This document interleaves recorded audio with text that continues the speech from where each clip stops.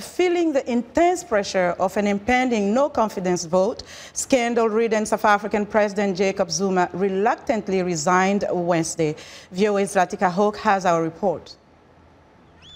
For years, Zuma's opponents have demanded his resignation and an investigation into fraud and corruption allegations against him. He has survived several no-confidence votes in the parliament with the support of his African National Congress party. But this time, the lawmakers of the ruling ANC have made it clear he has lost their support. The opposition welcomed the decision. As you know, we've been calling all week for this motion to be fast-tracked.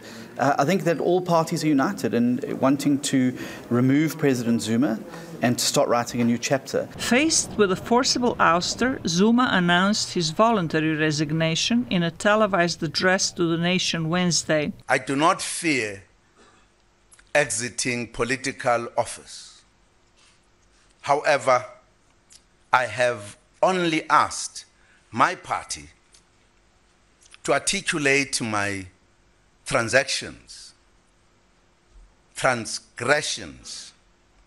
and the reason for its immediate instruction that I vacate office. Zuma's rule was marred with scandals, and many South Africans wanted him impeached for using state funds to renovate his private country home.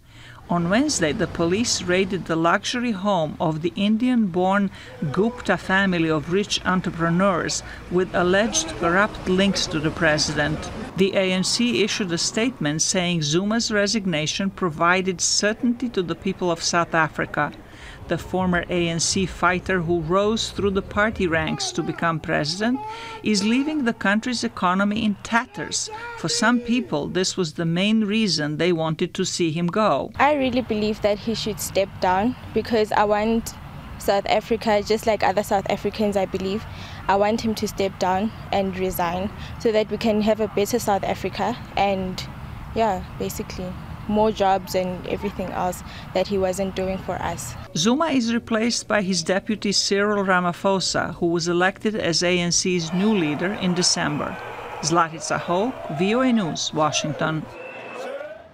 On the heels of Zuma's resignation, Cyril Ramaphosa has been elected president of South Africa by Parliament on Thursday. For the latest on South Africa, Anita Powell, VOA's Southern Africa correspondent, joins me live via Skype from Johannesburg.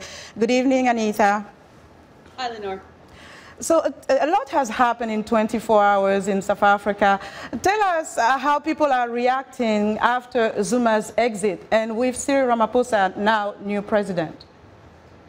I think there's a lot of optimism today in South Africa now that the main expressed political wish of the South African people for Zuma to leave has happened. Cyril Ramaphosa was sworn in just about an hour ago, and the mood in Cape Town where he was sworn in was jubilant and hopeful.